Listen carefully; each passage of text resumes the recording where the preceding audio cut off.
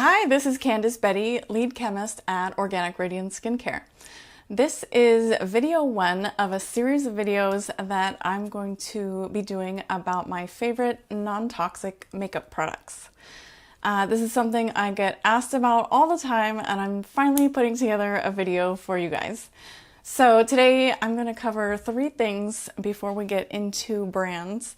I'm going to go over why I choose non-toxic makeup brands now, what I look for in a foundation and in different makeup types, as well as what I do to prep my skin before I even put on foundation.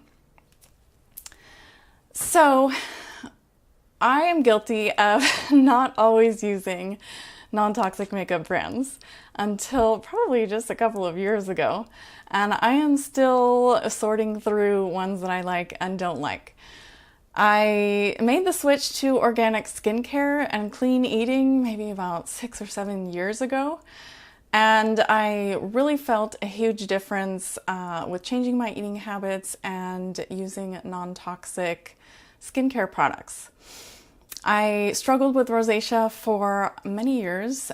So I have really sensitive skin, and I chose to start using non-toxic makeup brands, one, because they're making formulas that work better now.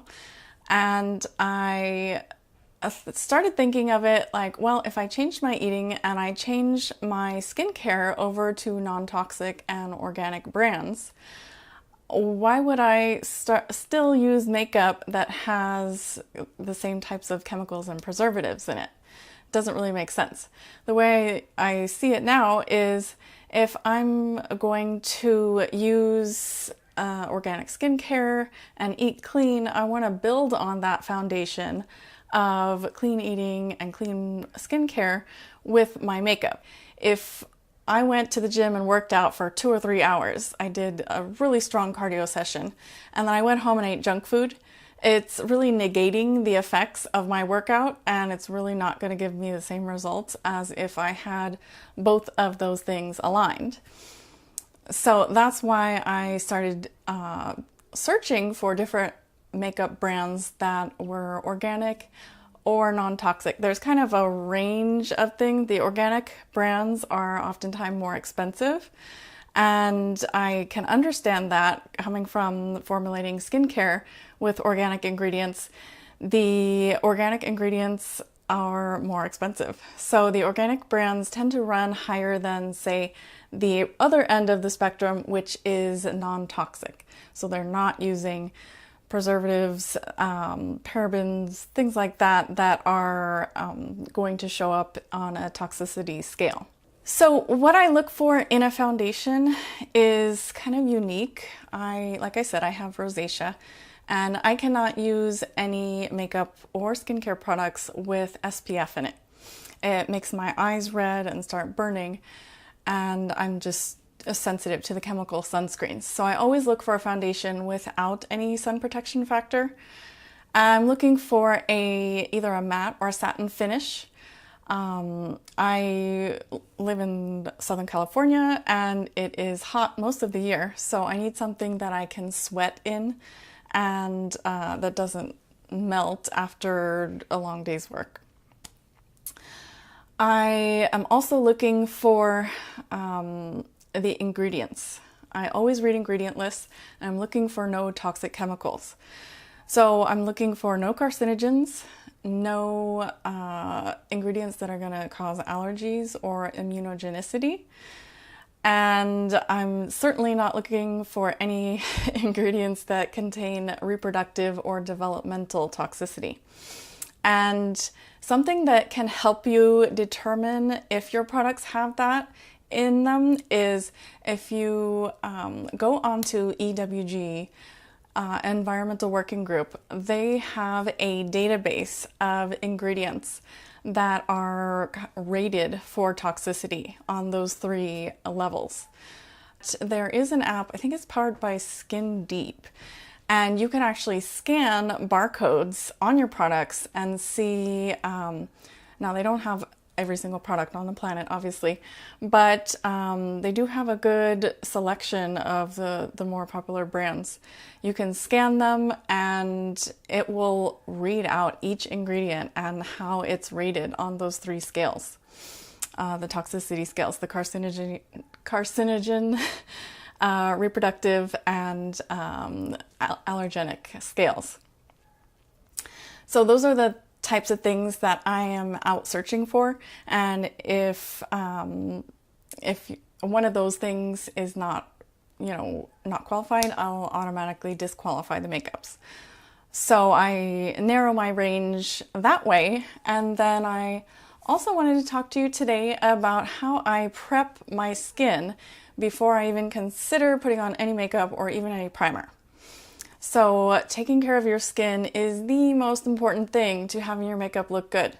It's kind of like the base to the wall. If you're gonna paint a wall, it's kind of a crude analogy, but if you're gonna paint a wall, you wanna make sure that you're sanding and filling in the cracks and prepping and making sure that it looks good on the structure before it doesn't have any, peeling paint or wallpaper from the last people.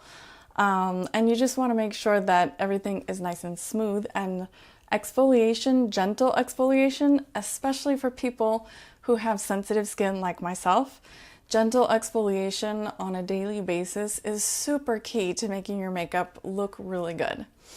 So what I do is I start with the charcoal face wash from Organic Radiant Skincare.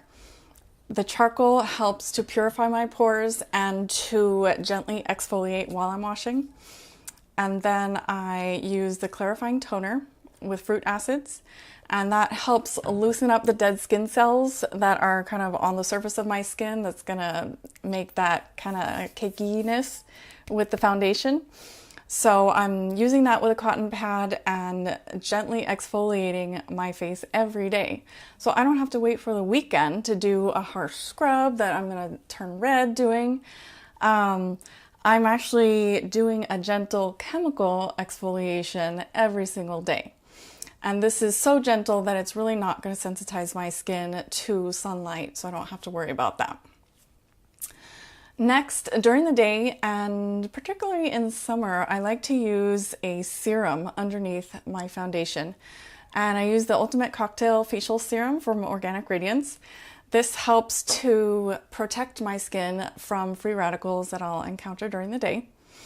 And it also helps to moisturize my skin just lightly, not enough so that I feel already like I have something heavy on my skin, but it's going to even out the combination areas.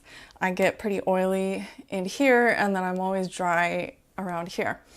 So this is kind of like a lightweight, base to kind of like a primer, a moisturizer prime, just super, super featherweight. And then for my dry areas, specifically in the winter, I will use the night cream from Organic Radiance, the Herbissois Calming Moisturizer. And that one has high hyaluronic acid in it, which helps to plump up fine lines and really make it so that any dry patchiness or flakiness on the surface of the skin that you haven't gotten rid of already is moisturized, so that you don't get that accumulation of that little crack with foundation under it.